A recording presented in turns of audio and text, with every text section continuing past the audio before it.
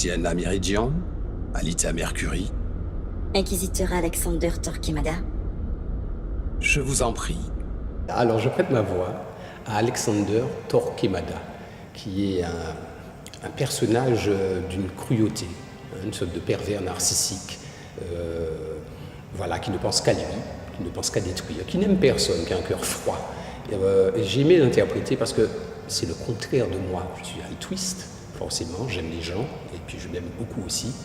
Et j'ai aimé en découvrant ce personnage sur l'écran, lors du casting, je me suis dit, oh, c'est tout le contraire de moi. Et quelle voie trouver en tant qu'acteur professionnel pour servir ce personnage.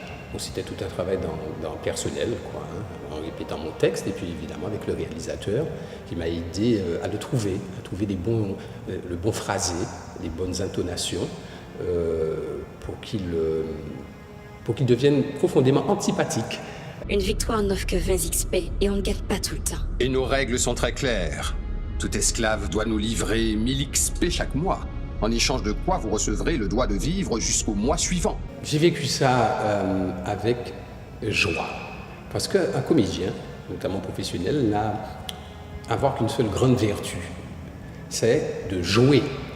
Mon professeur d'art dramatique, Yves Gasque, mon maître, si je puis dire, me disait « La grâce que je vous souhaite, c'est de ne jamais perdre quelque chose de l'enfant ».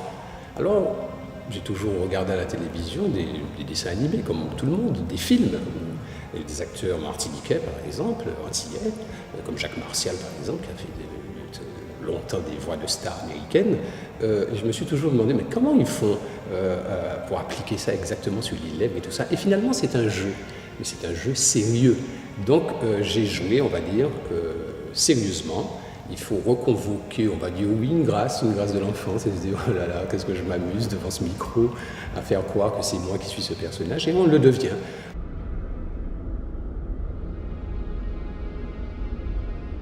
Je vous laisse 24 heures. Seulement 24 heures? On dira 12 alors. Alors mon parcours artistique, c'est un parcours de théâtre d'abord. Hein, j'ai fait l'École supérieure d'art dramatique de Paris, dirigée par Pierre Deboche.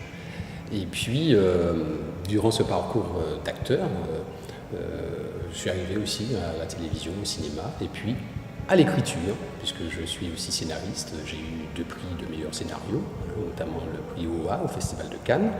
Et puis, je suis venu à l'écriture, puisque j'ai publié plusieurs livres, et à la formation, notamment à l'enseignement théâtral en milieu scolaire. Voilà mon parcours en 2 temps 3 mouvements.